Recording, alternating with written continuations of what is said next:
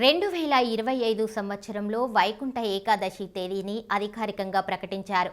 ఈ పవిత్రత కలిగిన రోజున భక్తులు తమ ఆధ్యాత్మిక ప్రయాణాన్ని ప్రారంభించేందుకు సిద్ధమవుతున్నారు.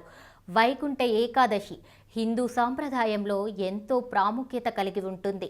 ఈ రోజున శ్రీ మహావిష్ణువుకు అంకితం చేసిన పూజలు, ఉపవాసాలు తత్ఫలితంగా పవిత్రతను పొందడం అనేది భక్తుల ముఖ్య లక్ష్యంగా ఉంటుంది. వైకుంఠ ఏకాదశి ప్రతి సంవత్సరం బహుశా 2 సార్లు జరుపుకోవడం జరిగే గొప్ప ఆధ్యాత్మిక ఉత్సవం. ఈ సంవత్సరం 2025లో ఈ పవిత్రత ఉన్న తేదీ జనవరి 10 శుక్రవారానికి ఏర్పడింది.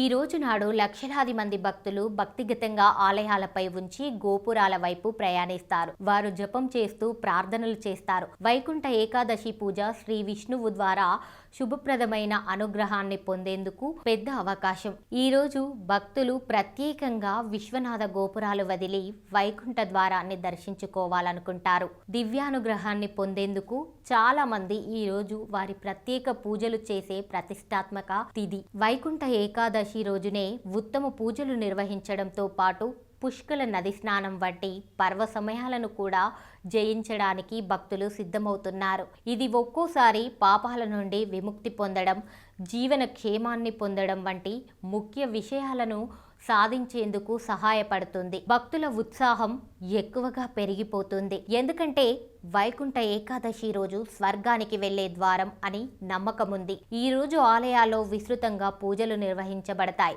ఇందులో భాగంగా ప్రత్యేక హారతి, అర్చనాదులు వంటి కార్యక్రమాలు జరుగుతాయి. భక్తుల విశ్వాసం ప్రకారం ఈ రోజు ఉపవాసం ఉండి సంతోషంగా ఆరాధనలు చేసి భక్తులకు విష్ణువు వారిని రక్షిస్తాడు.